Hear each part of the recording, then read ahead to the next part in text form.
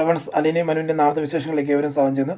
ഈ ചാനൽ ആദ്യമായിട്ട് കാണുന്ന ആരെങ്കിലും ലൈക്ക് ചെയ്ത് സബ്സ്ക്രൈബ് ചെയ്ത് കാണാൻ വേണ്ടി ഒരു കൂടി ഓർമ്മിച്ചുകൊണ്ട് വീഡിയോയിലേക്ക് കിടക്കാം. അങ്ങനെ നമ്മുടെ അലീന അലീന കടം വന്ന ശരണയ്ക്കും റമ്മയ്ക്കും എല്ലാം ഫുഡ് കൊടുക്കുകയാണ് നമ്മുടെ ഭവിതയും കൃഷ്ണമോളും ചേർന്ന്.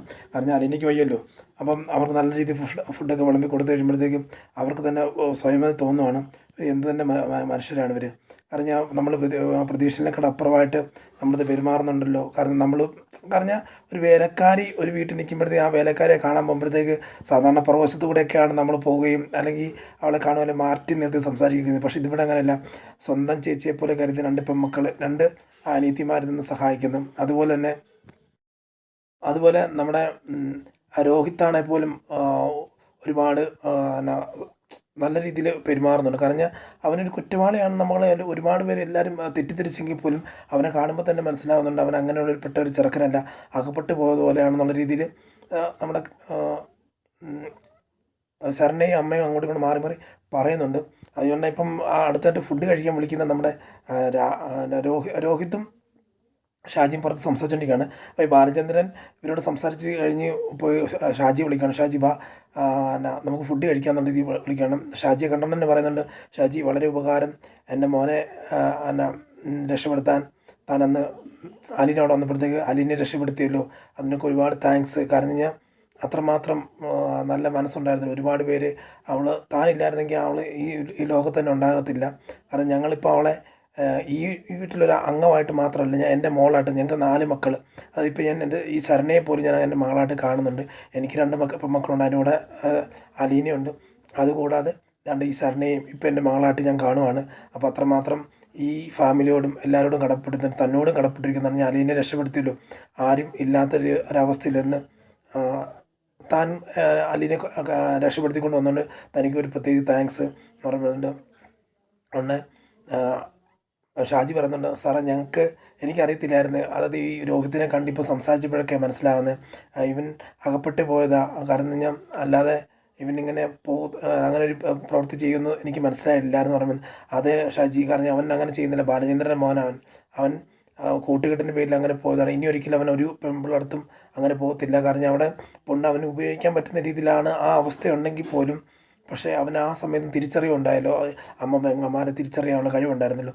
അങ്ങനെ അത് തിരിച്ചറിഞ്ഞത് കൊണ്ട് ആ കൊച്ചിൻ്റെ നിന്ന് അവൻ അകന്നു. അതുകൊണ്ട് ഇപ്പം തന്നെ മറ്റുള്ളവരെല്ലാം പ്രതികളായപ്പോഴത്തേക്ക് എൻ്റെ മകൻ പ്രതിയാകാതെ തിരിച്ചു വന്നു.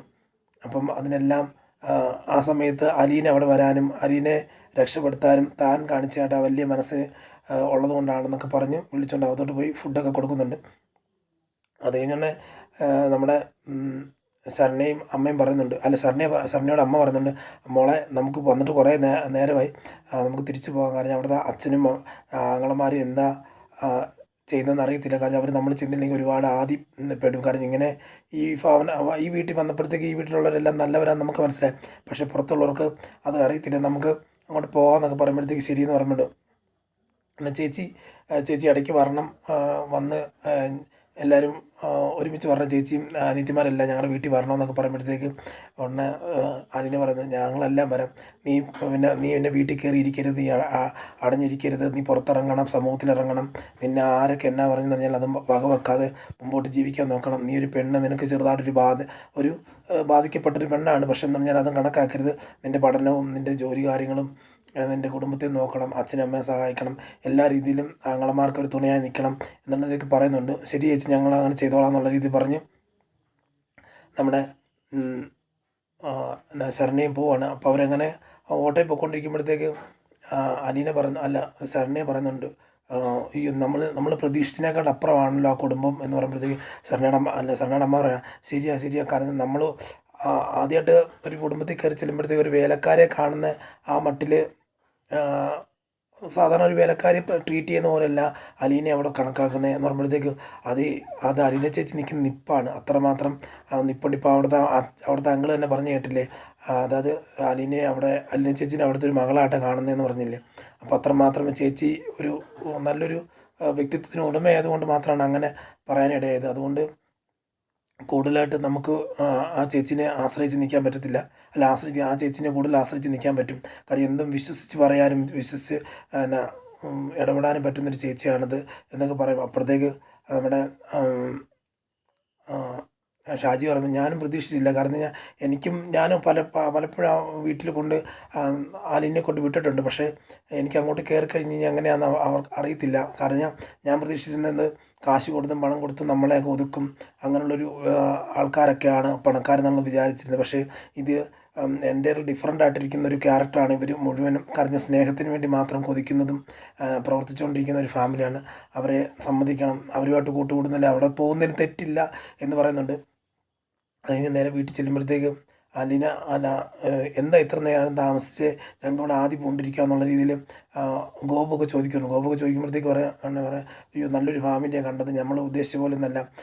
അലീനെ അവിടെ മകളെ പോലെയാണ് അവർ കരുതുന്നത്. അന്നേരം ഞങ്ങളവിടെ ചെന്നു, കാപ്പി തന്നു, അത് കഴിഞ്ഞ് ചോറ് തന്നു.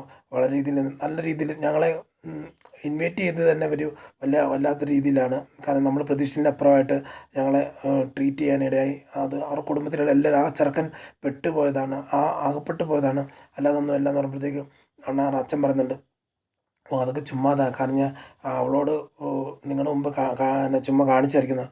ഇല്ല, കാരണം ഞങ്ങൾ അലീനെ മലിന ചേച്ചിയെ കാണുന്ന മുമ്പ് തന്നെ അവിടുത്തെ രോഹിത്തിനെയും ബബിതിനെയും കൃഷ്ണമോളെയൊക്കെ കണ്ടു. അപ്പോൾ അവരൊക്കെ തന്നെ ആദ്യം ഞങ്ങളെ ട്രീറ്റ് ചെയ്തതിന്, ഞങ്ങളെ ഇൻവൈറ്റ് ചെയ്തതിന് വല്ലാത്തൊരു രീതിയിലാണ് അവിടുത്തെ അച്ഛനൊക്കെ പറയുന്നുണ്ട്. പല രീതി അവിടുത്തെ ഞങ്ങളൊക്കെ പറയുന്നുണ്ട്, നമ്മളെ ഏത് രീതിയിൽ സഹായിക്കാമെന്നും നമ്മുടെ കൂടെ നിൽക്കാമെന്നെല്ലാം പറയുന്നുണ്ട് എന്നൊക്കെ പറയുമ്പോഴത്തേക്കും എല്ലാവർക്കും വളരെ സന്തോഷം വന്നുണ്ട്. അതുപോലെ ഇതിൻ്റെ ഇടയ്ക്കാണെങ്കിൽ വൈജി ഇവിടെ ഇങ്ങനെ ചെവി കോർത്തിരിക്കുമായിരുന്നു. ഇവരെന്ത് സംഭവിക്കും, എങ്ങനെ സംഭവിക്കും, എന്താണ് വന്നിട്ട് അവരൊക്കെ എന്തൊക്കെ പറയുന്നതെന്നൊക്കെ നോക്കി ചെവി കോർത്തിരിക്കുമായിരുന്നു. പുറത്തൊന്നും ഇറങ്ങുന്നില്ലായിരുന്നു. അത് കഴിഞ്ഞാൽ ലാസ്റ്റ് ബബിതയും കൃഷ്ണമോളും ചെന്ന് നമ്മുടെ അലീനയുടെ റൂമിൽ ചെന്നിട്ട് പറയുന്നുണ്ട്, ചേച്ചി ഭയങ്കര ഗ്രേറ്റ് ആകട്ടോ, ചേച്ചി കാരണം കൊണ്ട് തന്നെ ഒരു ഫാമിലി തന്നെ കടന്നു വന്നുകൊണ്ട് അവരെല്ലാം നല്ല ആൾക്കാരാണ്. ചേച്ചി അന്നിടപെട്ടില്ലായിരുന്നെങ്കിൽ രോഹിതേട്ടനെ ഇറക്കിക്കൊണ്ട് വരാൻ പറ്റത്തില്ല. ചേച്ചി നല്ല സ്നേഹത്തോടെയും ഒരു നല്ലൊരു മനസ്സിൻ്റെ ഉടമയുണ്ട്. എല്ലാവർക്കും ചേച്ചി ചെയ്ത നല്ല കാര്യങ്ങൾക്കെല്ലാം ദൈവം നല്ല പ്രവൃത്തി, നല്ല പ്രതിഫലം തന്നെ തരുന്നുണ്ടല്ലോ. നമുക്കിപ്പോൾ സന്തോഷത്തോടെ ഈ വീട്ടിൽ എല്ലാവർക്കും കഴിയാൻ പറ്റുന്നുണ്ടല്ലോ. ഇപ്പോൾ അമ്മ മാത്രമേ ഉള്ളൂ, അമ്മയും പിൽക്കാലത്തെല്ലാം ശരിയാകും എന്നൊക്കെ പറയുന്നുണ്ട്. അലീന പറഞ്ഞത് ഏറ്റവും വലിയ ഗ്രേറ്റ് എന്ന് പറയുമ്പോഴത്തേക്കും നമ്മുടെ ഇപ്പോഴത്തെ ഗ്രേറ്റ് എന്ന് പറയുമ്പോഴത്തേക്കും ബബിത മോളാണ്. ബബിത ഇപ്പോൾ എല്ലാവരുടെ മുമ്പേയും നല്ല കൊച്ചാകുന്നുണ്ട്. കാരണം പഴയ ക്യാരക്ടറെല്ലാം മാറി നല്ല രീതിയിൽ നിൽക്കാനും നമ്മളോട് കൂടെ എല്ലാം പെരുമാറാൻ, സംസാരിക്കാൻ, ഇടപെടാനെല്ലാം ബബിതയെ കൊണ്ട് വരുന്നു. ബബിത തന്നെ ഗ്രേറ്റ് എന്ന് പറയുന്നത്. അപ്പം അങ്ങോട്ടത്തേക്ക് നമ്മുടെ ബാലചന്ദ്രൻ കടന്നു വരികയാണ്. ബാലചന്ദ്രൻ വന്നിട്ട് പറയുന്നത്, അനിയനോട് പറയുന്നുണ്ട്, മോളെ എന്താണേലും അവർ കടന്നു പോയി, ഇപ്പം ഇനി ഒന്നും നോക്കണ്ട. ഇനിയിപ്പം അവളുടെ ജീവിതത്തിൽ അവൾക്ക് പഠിക്കേണ്ടതായിട്ടോ അല്ലെങ്കിൽ ജീവിതത്തിൽ മുന്നേറേണ്ടതായിട്ടുള്ള രീതിയിലുള്ള ജോലി കാര്യങ്ങളെല്ലാം വേണം. അവൾക്ക് ഒരു കുടുംബജീവിതം വേണം. ഇതിനൊക്കെ വേണ്ടി നമ്മളെക്കൊണ്ട് പറ്റുന്നതായിട്ടുള്ള എല്ലാ സഹായങ്ങളും ചെയ്തു കൊടുക്കാൻ ഞാൻ തയ്യാറാണ്. നീ അവരെ അറിയിക്കണം. ആരൊക്കെ എന്നൊക്കെ കാണിച്ചെന്നാലും എതിർത്തെന്ന് പറഞ്ഞാലും അവരെയൊക്കെ തട്ടി മാറ്റി നമ്മൾ അവളെ സഹായിച്ചിരിക്കും, അവിടെ കൂടെ നിൽക്കും. ഒന്നും പേടിക്കണ്ട, ഒന്നും പറയണം എന്ന് പറയുമ്പോഴത്തേക്കും അതുപോലെ ആയിക്കോട്ടെ, നമുക്ക് ചെയ്യാമെന്നുള്ള രീതിയിൽ പറയുന്നുണ്ട്. ഇതൊക്കെയാണ് നാളെ കാണാൻ പോകുന്ന വിശേഷങ്ങൾ. നമുക്ക് കാത്തിരുന്ന് തന്നെ കാണാം. ഈ ചാനലിൽ നമ്മൾ ഉച്ചയ്ക്ക് നമുക്ക് അപ്കമിങ് വിശേഷം ഇടുന്നുണ്ട്. അതുപോലെ രാവിലെ എന്നുള്ള വിശേഷം, രാത്രി വരാനിരിക്കുന്ന കഥ ഇടുക, അല്ലെങ്കിൽ നാളത്തെ വിശേഷം ഇടുന്നുണ്ട്. അപ്പം എല്ലാവരും ഈ ചാനൽ സബ്സ്ക്രൈബ് ചെയ്ത് കാണാൻ വേണ്ടി ഒരു കൂടി ഓർമ്മിച്ചുകൊണ്ട് ഇന്നത്തെ വീഡിയോയിൽ നിന്ന് ഇവിടെ പറയുന്നു. Signing off. Thank you.